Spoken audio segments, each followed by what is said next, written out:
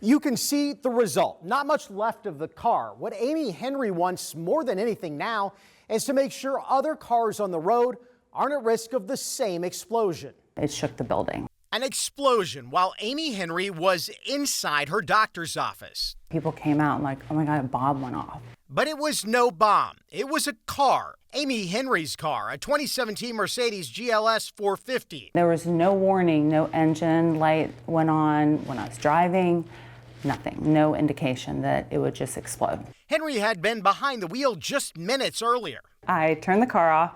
I jumped out and I said, just give me 2 minutes. I have to run up and put my name in. You can see what happened next, and it started Henry on a hunt for answers, an investigation of her own. This might happen to other people or has happened to other people, and they need to be aware of it. Henry reported the fire to police, to Mercedes, to government regulators.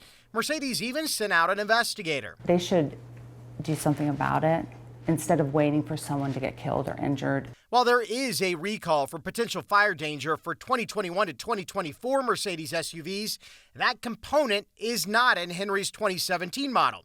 Michael Brooks from the Center for Auto Safety says even for federal investigators, it's tough to identify if there's a larger safety issue. It really comes down to a kind of a model by model, year by year, case by case look at what actually happened. Brooks says first step for owners like Amy Henry is to file a complaint with the National Highway Traffic Safety Administration, NHTSA. It's important for consumers to report it to the federal government so that they can at least have a head start and a heads up that there might be a problem in those vehicles and they can start looking at it.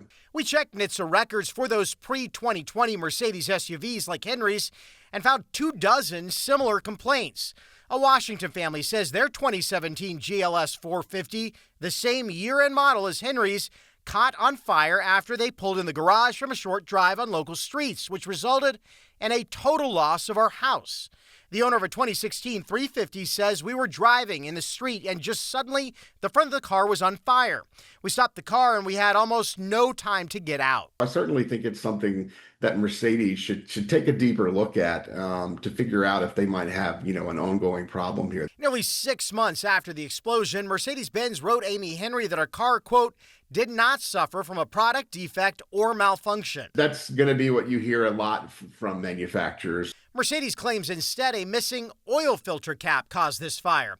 But Henry says she had not recently had any oil changes or vehicle services where a cap could have been removed, and there were no oil smells or warning lights. Literally, by the grace of God, I was not killed. My children weren't killed. No one was injured.